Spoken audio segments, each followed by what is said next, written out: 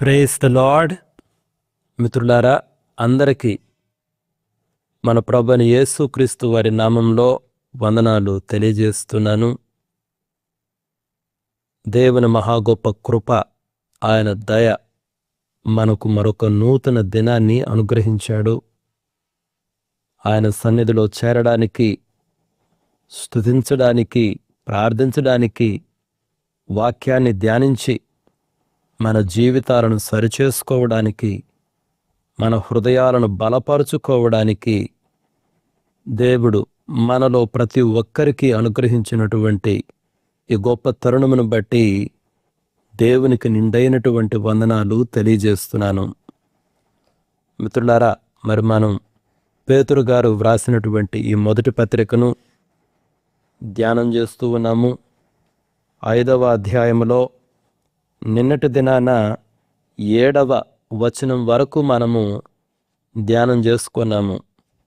ఈరోజు 8వ వచనం నుండి 11వ వచనం వరకు మనం ధ్యానం చేసుకుందాము. మొదటగా ఆ వచనాలను చదువుకుందాం. పేతురు గారు వ్రాసినటువంటి మొదటి పత్రిక 5వ అధ్యాయము 8వ వచనం నుండి 11వ వచనం వరకు మనం చదువుకుందాము. నిబ్బరమైన బుద్ధి గలవారై మెలకువగా ఉండుడి. మీ విరోధి అయిన అపవాది గర్జించు సింహము వలె ఎవరిని మృంగుదునా అని వెదుకుచూ తిరుగుచున్నాడు. లోకమందున్న మీ సహోదరుల యందు ఈ విధమైన శ్రమలే నెరవేరుచున్నవని ఎరిగి విశ్వాసమందు స్థిరులై వారిని ఎదురించుడి. తన నిత్య మహిమకు క్రీస్తునందు మిమ్మును పిలిచిన సర్వకృపానిధియగు దేవుడు కొంచెము కాలము మీరు శ్రమపడిన పిమ్మట ఆయన తానే మిమ్మును పూర్ణులనుగా చేసి స్థిరపరిచి బలపరచును. యుగ యుగములకు ప్రభావం ఆయనకు కలుగునుగాక. ఆమేన్. శ్రేష్టమైనటువంటి వచనాలు మిత్రులారా. మరి ఈ వచనాలను ధ్యానించడంలో మొట్టమొదటిగా మనము చారిత్రక నేపథ్యాన్ని గమనించాలి.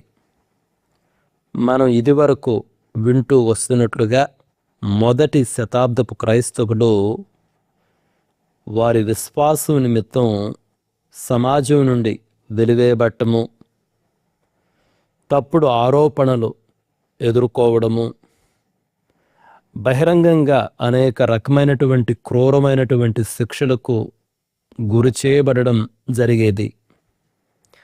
ఆ శిక్షల్లో ప్రత్యేకంగా ఈ రోమీయుల యొక్క అరేనాలు అంటే క్రీడా ప్రాంగణాలన్నమాట. ఆ క్రీడా ప్రాంగణాలలో క్రైస్తవులను ఆకలిగొన్నటువంటి సింహాలకు ఆహారంగా వేయడం అన్నటువంటిది ఒక సాధారణమైనటువంటి శిక్ష. కాబట్టే ఈ సామాజిక చారిత్రక నేపథ్యంలోనే పేతురు గారు గర్జించు సింహము అన్నటువంటి ఒక ఉదాహరణను ఇక్కడ వాడటం జరిగింది. ఆయన ఆ మాట వాడినప్పుడు ఆయన ఏం చెప్తున్నాడు అన్నటువంటిది ఆనాటి క్రైస్తవులకు చాలా స్పష్టంగా తెలుసు. కాబట్టి అయితే ఈ రకంగా శ్రమలు, హింసల మధ్య ఉన్నటువంటి ఆ యొక్క సంఘానికి ఆధ్యాత్మిక పోరాటాన్ని ఆయన గుర్తు చేస్తున్నాడు. అయితే కేవలం ఆ ఆధ్యాత్మిక పోరాటాన్ని గుర్తు చేయడమే కాదు కానీ అంతిమ విజయం మాత్రం దేవునిదే అని చాలా స్పష్టంగా తెలియజేస్తున్నాడు. ఇది ఈ వచనాల వెనుక ఉన్నటువంటి చారిత్రక నేపథ్యం మిత్రులారా. మరి ఇప్పుడు మనం ఏం చేద్దామంటే, మనం చదివినటువంటి ఈ వచనాలలో 8వ వచనం నుండి ప్రతి వచనంలో ఉన్నటువంటి కొన్ని ప్రాముఖ్యమైనటువంటి పదాలను మనం పరిశీలన చేద్దాం. 8వ వచనంలో అయితే నిబ్బరమైన బుద్ధి, దీనిని గ్రీకులో నెఫో అంటారు. NEPHO, నెఫో అంటారు గ్రీకు భాషలో. నిబ్బరమైన బుద్ధి అంటే అర్థం ఏంటి? దాని అర్థం ఏంటంటే ఆత్మీయంగా, ఆధ్యాత్మికంగా మత్తులో లేకుండా స్పష్టమైన ఆలోచన కలిగి ఉండడం. ఆలోచన స్పష్టంగా ఉండాలి. అదేవిధంగా మెలకువగా ఉండుడి అన్నటువంటి పదం కూడా ఉపయోగించబడింది. దీనిని గ్రీకులో గ్రెగోరియో అన్నారు. గ్రెగోరియో అంటే నిద్రమత్తు వదిలి అప్రమత్తంగా కాపలా కాయడం. కాపలా కాసేవాళ్ళు ఎలా కాయాలంట? అప్రమత్తంగా, నిద్రమత్తును వదలాలి. మరొక పదము అపవాది. దీన్ని గ్రీకులో డయాబోలోస్ అంటారు. అపవాది, డయాబోలోస్ అంటే అబద్ధములు ఆడువాడు లేదా నిందలు మోపువాడు అని అర్థం. అబద్ధాలు ఎందుకు ఆడతారు? మోసం చేయడానికి. అబద్ధముడు ఆడువాడు లేదా నిందలు మోపువాడు అన్నమాట సాతానుడు. అదేవిధంగా సాతానుని గురించి గర్జించు సింహము అన్నటువంటి మరొక పదం కూడా ఉపయోగించబడింది. ఎందుకు ఆ పదాన్ని పేతురు గారు ఉపయోగించారు అన్నది నేను ఇప్పుడే మీకు చారిత్రక నేపథ్యంలో చెప్పడం జరిగింది. అయితే ఎందుకు ఆ పదాన్ని ఉపయోగిస్తున్నారంటే సాతానుని యొక్క భయంకరమైన స్వభావాన్ని తెలియజేయడానికి ఇక్కడ పేతురు గారు గర్జించు సింహము అని ఆ పదాన్ని సాతానుని సూచిస్తూ ఉపయోగించాడు. అదేవిధంగా మింగుదునా అన్నటువంటి పదం కూడా చూడండి, గ్రీకు భాషలో దీన్ని కటాపినో అంటారు. మృంగుదునా అంటే అర్థం ఏంటంటే సమూలముగా నాశనము చేయుటకు వాడు వెదుకుచున్నాడు. కాబట్టి 8వ వచనంలో చాలా పదాలు ఉన్నాయి మనం గమనించాల్సినటువంటివి. నిబ్బరమైన బుద్ధి అంటే ఆధ్యాత్మికంగా మత్తులో లేకుండా స్పష్టమైన ఆలోచన కలిగి ఉండడం. మెలకువగా ఉండుట అంటే నిద్రమత్తు వదిలి అప్రమత్తంగా కాపలా కాయడము. అపవాది అంటే అబద్ధములు చెప్పువాడు, నిందలు మోపువాడు. తర్వాత గర్జించు సింహము, అది వాడి యొక్క భయంకరమైన స్వభావాన్ని సూచిస్తుంది. ఆ తర్వాత మింగుదున అంటే సమూలంగా నాశనం చేయాలని వాడు చూస్తున్నాడు. ఇది సైతానుని పని మిత్రులారా, సమూలంగా నాశనం చేయడమే. విశ్వాసులను, ఏ విశ్వాసైనా సరే, వాళ్ళు చదువుకున్న వారైనా చదువుకోని వారైనా, ఏ దేశంలో ఉన్నా ఏ స్థితిలో ఉన్నా విశ్వాసిని నాశనము చేయుట అన్నదే సాతానుని పని. అందుకు వాడు మొట్టమొదట వాడేది అబద్ధాలు. అదే కదా ఏదేను వనములో జరిగింది. అబద్ధాలు చెప్పడము, నిందలు మోపడము, సహోదరుల పైన నిందలు మోపడము. దానితో వాడు ప్రారంభిస్తాడనమాట. మోసము చేయటము, దూరము చేయటము, ఒంటరి చేయటము, హతమార్చటము. అది సాతాను యొక్క పని. తర్వాత 9వ వచనం చూడండి. విశ్వాసమందు స్థిరులై వారిని ఎదురించుడి. విశ్వాసమందు స్థిరులై వారిని ఎదురించుడి అనగా, ఎదురించడం అంటే అర్థం ఏంటి? సాధారణంగా సింహం ఎదురైతే ఏం చేస్తాం? ఎవరైనా పారిపోతారు. కానీ పేతురు గారు ఏం చేస్తున్నారంటే, ఏం చెప్తున్నారంటే పారిపోవద్దు. పారిపోకుండా విశ్వాసం అనే ఆయుధంతో స్థిరంగా నిలబడండి. ఆ మాట గమనించారా? మనం పారిపోవద్దు, స్థిరంగా నిలబడండి. ఎలా నిలబడాలి స్థిరంగా? విశ్వాసముతో. విశ్వాసం అంటే ఎవరిలో విశ్వాసము? క్రీస్తునందు విశ్వాసముంచుడి. దేవుడు న్యాయాధిపతి, నమ్మకమైన వాడు, విశ్వసనీయుడు. ఆయనను నమ్మండి. అదనమాట దాని అర్థం. అయితే ఇక్కడ మరొక మాట కూడా చెప్తున్నాడు. ప్రపంచవ్యాప్తంగా ఉన్న తోటి క్రైస్తవ సహోదరుడు కూడా ఇటువంటి శ్రమలనే అనుభవిస్తున్నారు అని కూడా పేతురు గారు గుర్తు చేస్తున్నారు. ఇటువంటి శ్రమలు, ఏ రకమైన శ్రమలు? గర్జించు సింహమును ఎదుర్కొను లాంటి శ్రమలు వాళ్ళు కూడా అనుభవిస్తున్నారు. కాబట్టి మీరు ఒంటరి వారు కారు. ఇతర విశ్వాసులు కూడా ఈ రకమైనటువంటి శ్రమలనే అనుభవిస్తున్నారు. కాబట్టి నాకే ఎందుకు శ్రమలు అనొద్దు. చాలాసార్లు మనం అంటూ ఉంటాం, నాకే ఎందుకు ఈ కష్టాలు. ప్రతి విశ్వాసికి కష్టాలు ఉన్నాయి. ఒక్కొక్కరికి ఒక్కొక్క రీతిలో ఉన్నాయి మిత్రులారా. ఆ తర్వాత 10వ వచనం చూడండి. 10వ వచనంలో దేవుని గురించి చెప్తూ సర్వకృపానిధియగు దేవుడు అన్నటువంటి ఒక గొప్ప పదం అండి. గాడ్ ఆఫ్ ఆల్ గ్రేస్, ఎంత వండర్ఫుల్ పదమో అది. సర్వకృపానిధియగు దేవుడు. అయితే ఇదే వచనం మనం పూర్తిగా చదివితే శ్రమలు కేవలం కొంచెము కాలము మాత్రమే ఉంటాయని ఆయన భరోసా ఇస్తున్నాడు. ఇవి కొంచెము కాలమే. మనం అనుకోవచ్చు, నేను ఇన్ని సంవత్సరాల నుంచి బాధపడుతున్నాను. నిజమే, మన దృష్టిలో ఇన్ని సంవత్సరాలు అంటాము. కానీ దేవుని దృష్టిలో ఆ నిత్యత్వంతో పోలిస్తే ఈ సంవత్సరాలన్నీ కేవలం ఒక నీటి బొట్టుతో కూడా సమానం కావు. కాబట్టి ఈ కష్టాలు, ఈ పోరాటాలు కొంచెము కాలమే అన్నటువంటి విషయాన్ని మనం తెలుసుకోవాలి.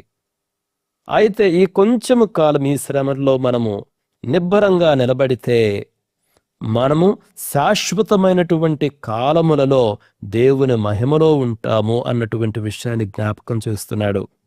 అయితే ఈ 10వ వచనంలో దేవుడు చేసేటటువంటి 4 అద్భుతమైనటువంటి పనులను పేతురు గారు చెప్పడం జరిగింది. మొట్టమొదటిది ఏంటంటే పూర్ణులుగా చేయుట. గ్రీకులో కటార్టిజో అంటారు. కటార్టిజో, KATARTIZO. కటార్టిజో అంటే ఏంటంటే విరిగినటువంటి వలలను బాగు చేసినట్లుగా ఆయన మనలను బాగు చేసి పునరుద్ధరిస్తాడనమాట. వలలు, ఈ చేపలు పట్టేవాళ్ళు వాళ్ళ పని అయిన తరువాత ఆ వలలను మళ్ళీ బాగు చేసుకుంటారు. అక్కడక్కడ ఆ దారాలు తెగిపోయి ఉండవచ్చు, పిగిలిపోయి ఉండవచ్చు. వాటిని మరలా సరి చేసుకుంటారు. మరలా రేపటి దినాన వలలకవి చేపలు పట్టడానికి ఉపయోగపడతాయి. కాబట్టి విరిగిన వలలను, తెగిపోయినటువంటి వలలను బాగు చేసినట్లుగా ఆయన మనలను సరిచేసి, బాగు చేసి, పునరుద్ధరించి వాడుకుంటాడు. అదనమాట ఆ పదానికి అర్థము. కటార్టిజో, పూర్ణులుగా చేయుట. 2వ పదము స్థిరపరచుట. అంటే ఊగిసలాడకుండా దృఢంగా నిలబెడతాడు. స్థిరపడటం అంటే అదనమాట. ఒక గాలి బలంగా కొట్టినప్పుడు మనం గమనిస్తుంటాం కదా, అప్పుడప్పుడు నిజంగా గాలి విపరీతంగా కొట్టడం ప్రారంభించినప్పుడు మనుషులైనా సరే ఊగిసలాడుతుంటారు, పడిపోతారేమో అనిపిస్తూ ఉంటుంది. ఆ విధంగా మనము శ్రమలలో ఊగిసలాడకుండా దృఢంగా ఆయన నిలబెడతాడు. ఆ తరువాత 3వ పదం బలపరచుట. స్థెను అంటారు, గ్రీకు భాషలో స్థెను అంటారు, బలపరచుట. ఆధ్యాత్మికంగా మరియు మానసికంగా ఆయన మనలను బలపరుస్తాడు. ఆధ్యాత్మిక బలాన్ని ఇస్తాడు, మానసిక బలాన్ని ఇస్తాడు. ఆఖరిగా 4వది పునాది వేయుట. పునాది వేయుట, థెమోలియో అంటారు. థెమోలియో అంటే కదలని పునాదిపై మనల్ని ఆయన నిలబెడతాడనమాట. ఈ 4 దేవుడు చేసే 4 కార్యాలు ఈ 10వ వచనంలో ఉన్నాయి. ఆయన పూర్ణులుగా చేస్తాడు, మనలను స్థిరపరుస్తాడు, మనలను బలపరుస్తాడు, మనకు సరి అయినటువంటి పునాది వేస్తాడు అన్నటువంటి విషయాన్ని మనం గమనించాలి. అయితే 11వ వచనంలో మాత్రము పేతురు గారు అధికారము, సర్వ అధికారము, ప్రభావము యుగ యుగములు ఆయనకే చెందును అని చెప్పి దేవుని కీర్తిస్తూ ఆ 11వ వచనాన్ని ముగించడం జరిగింది. మిత్రులారా, ఇవి ఈ వచనాలలో ఉన్నటువంటి ప్రాముఖ్యమైన పదాలు, వాటి అర్థాలు అన్నటువంటి విషయాన్ని మనం గమనించాలి. So now what I'm going to do is, నేను ఇప్పుడు ఏం చేస్తానంటే మనము ఈ వచనాలలో గమనించినటువంటి ఈ ప్రాముఖ్యమైన పదాలు, వాటి వెనుక ఉన్నటువంటి అర్థాలను గ్రహించున్నట్లుగా కొన్ని బిబ్లికల్ ఇలస్ట్రేషన్స్ను మనం పరిశీలన చేద్దాం. మొట్టమొదటిగా మనము అరణ్యములో యేసుక్రీస్తు ప్రభువారి యొక్క శోధన గురించి మనం ఆలోచన చేయాలి. మనం కానీ మత్తయి సువార్త 4వ అధ్యాయమునకు వెళ్తే అక్కడ యేసుక్రీస్తు ప్రభువారు 40 దినముల పాటు ఉపవాసమున్న తరువాత ఆయన శోధించబడ్డాడు. అయితే ఆయన శోధించబడినప్పుడు ఆయన ఏ విధముగా ఆ శోధనను ఎదుర్కొన్నాడు అన్నటువంటి విషయము మనం గమనించాలి. ప్రతి సందర్భంలో కూడా దేవుని వాక్యమును ఆయన ఆశ్రయించాడు అన్నటువంటి విషయం గమనించాలి. చూడండి, సైతానుడు చాలా ప్రశ్నలు మనకు వేస్తాడు. అదే కదా వాడు అబద్ధాలు చెప్తాడు.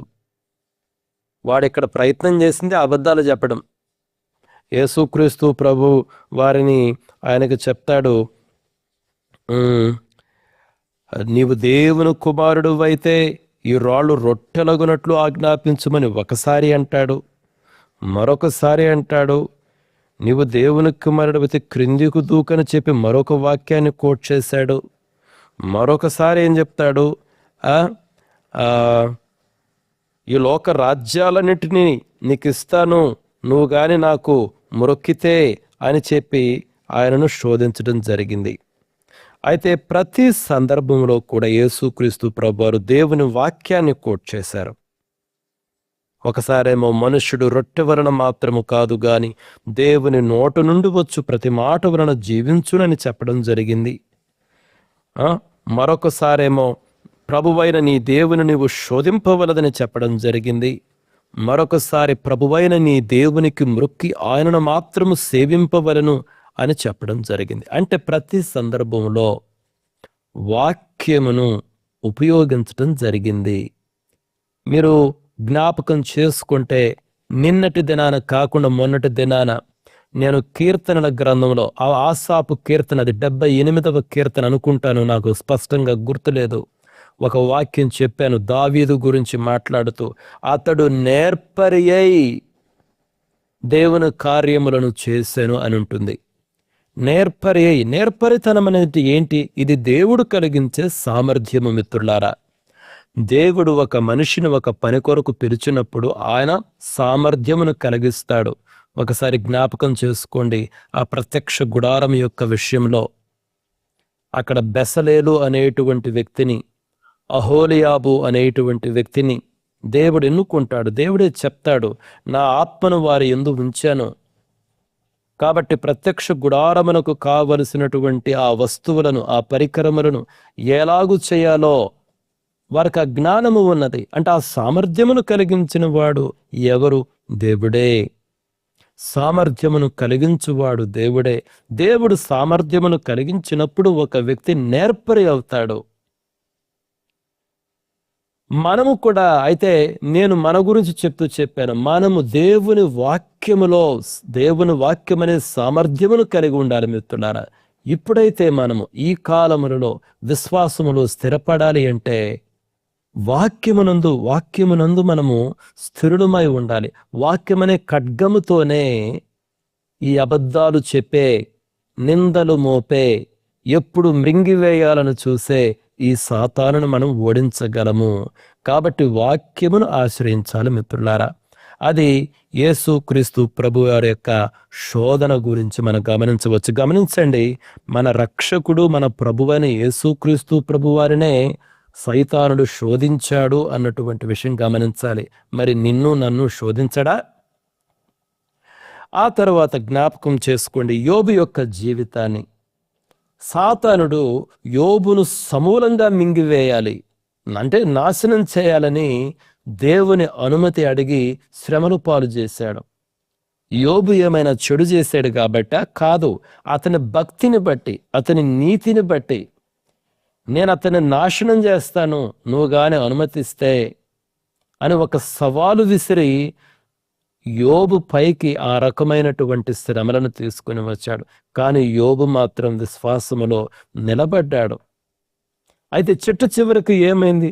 దేవుడు యోబును పరిపూర్ణునిగా చేశాడు, రెండంతల దీవెనలు అనుగ్రహించాడు అన్నటువంటి విషయం గమనించాలి. కాబట్టి యోబు జీవితం మనం గమనించినప్పుడు ఒక గొప్ప పాఠం ఏంటంటే, మనం ఏదో పాపం చేస్తేనే కాదు శ్రమల్లో పోయేది. నేనేమి చెడు చేశాను కాబట్టి, నేనెవరికి అన్యాయం చేశాను కాబట్టి మనం పాపం చేస్తేనే శ్రమల్లో పోతాం అనుకుంటే చాలా పెద్ద పొరపాటు. యోబు నీతిమంతుడు, ఆ నీతిని, అతని భక్తినే సవాల్ చేస్తున్నాడు సైతానుడు. కాబట్టి ప్రత్యేకంగా దేవుని కొరకు నువ్వు నిలబడినప్పుడు నిన్ను సైతానుడు అనేక రకాలుగా నువ్వు ఊహించలేని విధంగా నిన్ను దెబ్బతీస్తాడు. అయితే మిత్రులారా, స్థిరంగా నిలబడండి, దేవుని విశ్వసించండి. ఒకవేళ పొరపాట్లు ఉన్నాయంటే ఒప్పుకోండి. దేవుడు దూషించువాడు కాదు, నెట్టివేయువాడు కాదు. దేవుడు ప్రేమామయుడు, క్షమిస్తాడు, నిలబెడతాడు, సహాయం చేస్తాడు ఆయన. కాబట్టి యోబు యొక్క జీవితాన్ని కూడా ఏ విధంగా నాశనం చెయ్యాలి అని సైతానుడు ప్రయత్నించాడో ఒకసారి గమనించండి. మనకు ఒక శత్రువు ఉన్నాడు, ఏ కామన్ ఎనిమీ. మనందరికీ ఒక కామన్ శత్రువు ఉన్నాడు, సైతానుడు. మిత్రులారా, నేను నిన్నటి దినాన్ని అనుకుంటా చెప్పింది, మనము పోరాడవలసింది సైతానునితోటి, అంధకార సంబంధమైనటువంటి దురాత్మలతోటి. మనం పోరాడవలసింది మనుషులతో కాదు. నేను గాని మనుషులతో పోరాడుతున్నానా, అప్పుడు నేను ఆధ్యాత్మిక యుద్ధంలో లేను. నేను గాని ఆధ్యాత్మిక యుద్ధంలో పోరాడుతున్నానా, అప్పుడు నేను మనుషులతో పోరాడను. ఈ విషయం గమనించాలి. నా పోరాటం ఎవరితోటి? నా పోరాటం మనుషులతో కాకూడదు. నా దృష్టి అంతా దేవుని రాజ్యం పైన ఉండాలి. నా సమయము, నా తలంపులు, నా శ్రమ అంతా కూడా దేవుని రాజ్యం పైన ఉండాలి. ఆ రాజ్యం యొక్క కార్యమును వ్యతిరేకిస్తున్నటువంటి దురాత్మలతో నేను పోరాడాలి. అంతేకాని దేవుడు రక్షించాలి అనుకుంటున్నటువంటి మనుషులతో పోరాడితే అది ఎంత పెద్ద పొరపాటు అవుతుంది. ఈ విషయాన్ని జ్ఞాపకం ఉంచుకోండి. మనము ఒక పోరాటములో ఉన్నాము. అయితే ఈ పోరాటము మనుషులతో కాదు, అంధకార సంబంధమైన దురాత్మలతో. ఆ తర్వాత మీరు దానియేలు గురించి ఆలోచించండి. ఎందుకు అతడు సింహాల బోనులో వేయబడ్డాడు? బాగా ఆకలిగొన్నటువంటి సింహాలకు ఆహారంగా వేయబడ్డాడు అతడు. ఎందుకు? తన విశ్వాసము నిమిత్తము నిలబడినప్పుడు. కానీ దేవుడు ఆ సింహముల నోళ్లను మూయించలేదా? దేవుడు రక్షించలేదా? అతడు స్థిరముగా నిలబడలేదా శ్రమలో కూడా? మనము కూడా అంతే. అక్కడ నిజముగానే సింహాలు ఉన్నాయి. మన జీవితంలో శ్రమలు, దురాత్మలే సింహాలు మిత్రులారా. కాబట్టి నీతిమంతుడైనటువంటి దానియేలు కూడా శ్రమలను ఎదుర్కొన్నాడు, సింహాలను ఎదుర్కొన్నాడు. ఆ తర్వాత పేతురు గారి గురించి యేసుక్రీస్తు ప్రభువారు ఒక సందర్భంలో ఒక మాట చెప్తారు. ఏం చెప్తారు? మీరు గారి లూకా సువార్త 22వ అధ్యాయం చదివితే చాలా స్పష్టంగా అర్థమవుతుంది. యేసయ్య చెప్తాడు, సాతానుడు పేతురును జల్లించాలని కోరుకున్నాడంట. అంటే అసలు విశ్వాసము నుంచి తొలగించాలని. జల్లించుట అంటే ఏంటి? శ్రేష్టమైనటువంటివి కిందకు వచ్చేసి పైన అన్నిటి కూడా ఆ పొట్టంతా పైన మిగిలిపోయింది. ఆ రకంగా పేతురుని అసలు విశ్వాసములో లేకుండా చేయాలనుకున్నాడంట, జల్లించాలనుకున్నాడు. కానీ యేసయ్య అంటాడు, నేను నీ కొరకు ప్రార్థించాను, ఈ విశ్వాసము నుంచి తప్పిపోకుండా ప్రార్థించాను. మీరు గమనిస్తే యేసుక్రీస్తు ప్రభువారు అంటారు, నేను ప్రార్థిస్తుంది కేవలం వీరి కొరకే కాదని ఒక సందర్భంలో చెప్తాడు. నా యందు విశ్వాసముంచు వారి ప్రతి ఒక్కరి కొరకు నేను ప్రార్థిస్తున్నాను అని యేసుక్రీస్తు ప్రభువారు చెప్పడం జరిగింది. కాబట్టే పడిపోయినటువంటి పేతురును దేవుడు తిరిగి పునరుద్ధరించి ఆనాటి ఆదిమ సంఘానికి ఒక మూలస్తంభంగా నిలబెట్టాడు. మిత్రులారా, సైతానుడైతే జల్లించాలనుకున్నాడు, కానీ యేసయ్య అయితే ప్రార్థించాడు, అతనిని నిలబెట్టాడు. మిత్రులారా, కాబట్టి పేతురు కూడా సింహాన్ని ఎదుర్కొన్నాడు. మన యేసయ్య ఎదుర్కొన్నాడు, యోబు ఎదుర్కొన్నాడు, దానియేలు ఎదుర్కొన్నాడు, పేతురు ఎదుర్కొన్నాడు. అదేవిధంగా పౌలు గారు ఒక సందర్భంలో అంటారు, మీరు కొరింథీయులకు రాసినటువంటి 2వ పత్రిక చూడండి, 12వ అధ్యాయంలో ఆయన శరీరంలో ఒక ముళ్ళు ఉన్నదంట. ఆ ముళ్ళు గురించి ఆ ముళ్ళును తొలగించమని 3 సార్లు ప్రార్థించాడు. కానీ నా కృప నీకు చాలునని దేవుడు చెప్పాడు. అయితే ఆ ముళ్ళు గురించి మాట్లాడుతూ పౌలు గారు ఒక మాట అంటారు, సాతాను యొక్క దూత అని చెప్తాడు. సాతాను యొక్క దూత అంట నన్ను నలుగుగొట్టుచున్నప్పటికీ దేవుడు తన సర్వ కృపను చూపిస్తూ నా కృప నీకు చాలునని వాగ్దానము చేసినట్లు పౌలు గారు చెప్పడం జరిగింది. అంటే మనలో ఉండేటువంటి మరి ఆ ముళ్ళు ఏంటో అదొక రకమైనటువంటి వ్యాధి అయి ఉండొచ్చు. అయితే సాతానును దూత అన్నటువంటి ఆ పదం గమనించండి. అనేక సార్లు మిత్రులారా, అనేక రీతులుగా దాని అనారోగ్యం కావచ్చు, ఒక్కొక్కసారి శరీరంలో అనారోగ్యం కావచ్చు, ఒక్కొక్కసారి ఇరుగు పొరుగు వారే కావచ్చు. ఈ సాతాను దూతలు, ఈ ముళ్ళులు ఎవరైనా కావచ్చు. కానీ ఇక్కడ ఒక పాయింట్ అయితే స్పష్టము.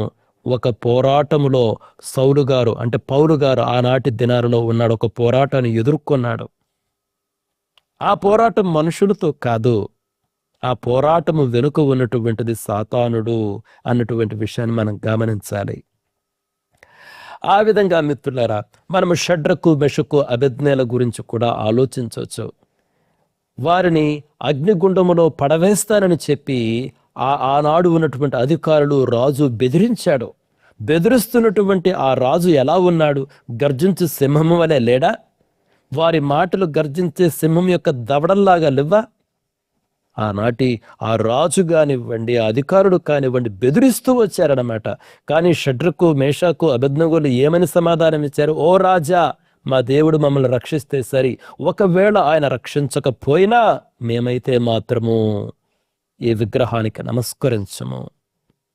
విశ్వాసములో స్థిరంగా నిలబడ్డారు. అదే పేతురు గారు ఉంటుంది, మీరు పారిపోవద్దు, నిలబడండి. ఎక్కడ నిలబడాలి? విశ్వాసములో. కాబట్టి దేవుడైతే వారితో పాటు ఉన్నాడు మిత్రులారా.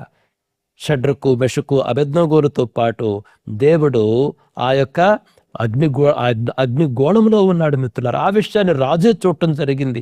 మీరు వేసింది ముగ్గురునే కదా, మరి నలుగురు కనిపిస్తున్నారేమి అని. అదేవిధంగా మీరు సమూయేలు మొదటి గ్రంథం 17వ అధ్యాయం చూస్తే దావీదు గొల్యాతును ఎదుర్కొన్నటువంటి ఆ విధానం చూడండి. అసలు గొల్యాతు అయితే ఏ రకంగా మాట్లాడాడు, ఎన్ని రోజుల పాటు సవాలు విసిరాడు. గర్జించు సింహంలాగా అతడు లేడా? ఇజ్రాయేలీలందరూ అతనికి భయపడలేదా? చివరికి దావీదు వచ్చినప్పుడు అసలు దావీదును గురించి ఎంత అవహేళనగా మాట్లాడాడో. నేనేమన్నా కుక్కను అనుకుంటున్నావా? ఏమి కర్ర తీసుకుని వచ్చావు? ఈరోజు నీ మాంసమును ఆకాశ పక్షులకు వేస్తారని దావీదును బెదిరిస్తాడు. కానీ దావీదు ఏమంటాడు తెలుసా? గొల్యాతు అయితే తన బలాన్ని, తన డాలుని, తన శక్తిని, తన ఆయుధాలను నమ్మాడు. కానీ దావీదు ఒక మాట అన్నాడు, నేనైతే, నువ్వు సున్నతి గల ప్రజలను ఎదురుస్తున్నావు కదా, నేనైతే జీవము గల దేవుని నామాన నిన్ను ఎదుర్కోవడానికి వచ్చాను. అంటే దావీదు మాటలకి గొల్యాతు మాటలకి ఎంత స్పష్టమైనటువంటి డిఫరెన్స్ ఉంటుంది, భేదం మనకు కనిపిస్తుంది. గొల్యాతు తన బలాన్ని నమ్ముకున్నాడు, దావీదు అయితే దేవుని యందు విశ్వాసముంచి వచ్చాడు.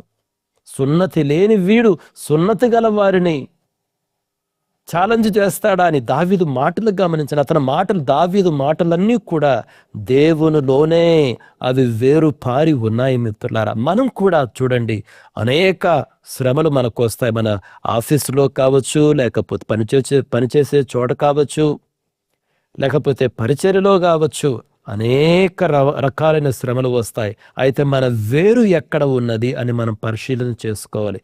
నేను దేవునిలో నా వేరు ఉన్నదా, నా పోరాటము దేవుని నుండి కొనసాగుతున్నదా అని మనం ఆలోచన చేయాలి మిత్రులారా. అయితే ఇక్కడ పేతురు గారు చెప్పినటువంటి మాటలో మరొక విషయాన్ని కూడా మనం గమనించాలి. ఆయన అప్రమత్తంగా ఉండమంటున్నాడు. ఉదాహరణకి గెత్సెమనే తోటలో శిష్యుల గురించి ఒకసారి ఆలోచన చేయండి. యేసుక్రీస్తు ప్రభువు చాలా స్పష్టంగా చెప్పారు, మీరు శోధనలో ప్రవేశించుకున్నట్లు మెలకువగా ఉండి ప్రార్థన చేయుడి అని యేసయ్య చాలా స్పష్టంగా చెప్పాడు.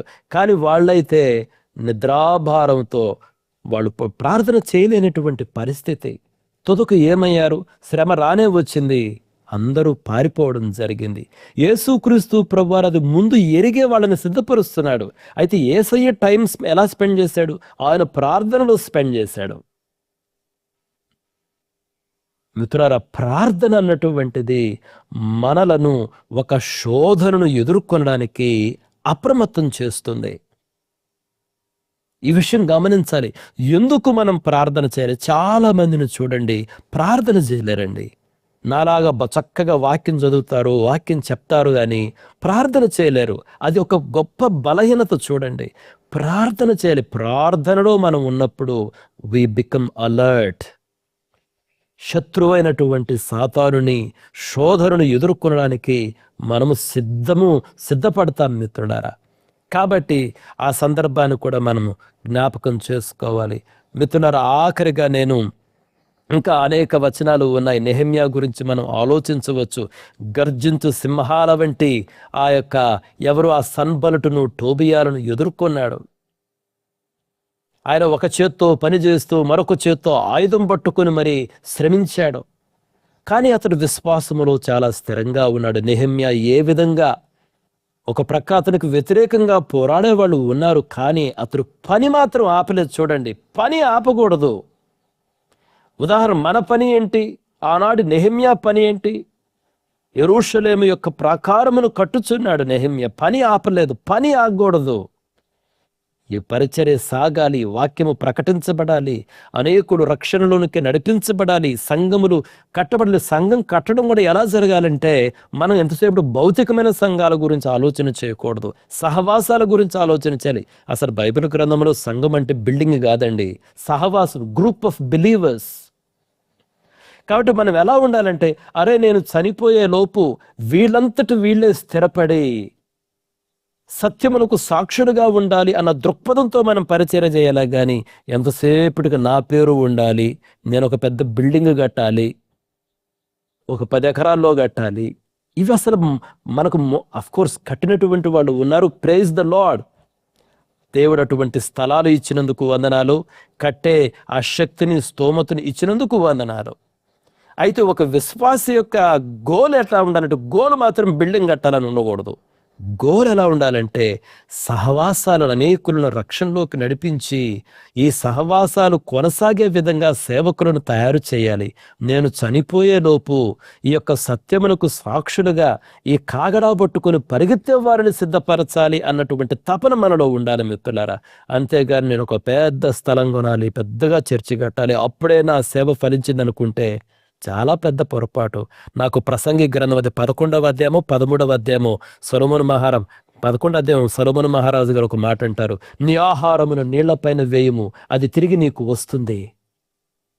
నీ ఆహారమును జనముల పైన వేయి, అంతేగాని స్థలాలపైన బిల్డింగుల పైన కాదు. దేవుడు స్తోమతనిస్తే కట్టు, కానీ నీ యొక్క దృష్టి ఎక్కడ ఉండాలంటే జనాలు నీ దృష్టి అయి ఉండాలి. ఎందుకంటే దేవుడు జనములను ప్రేమిస్తున్నాడు. కాబట్టి మిత్రులారా, నెహెమ్యా గురించి నిజంగా ఆలోచన చేస్తే ఒక ప్రక్క పని చేస్తూ ఒక ప్రక్క కత్తి పట్టుకొని ఉన్నాడు.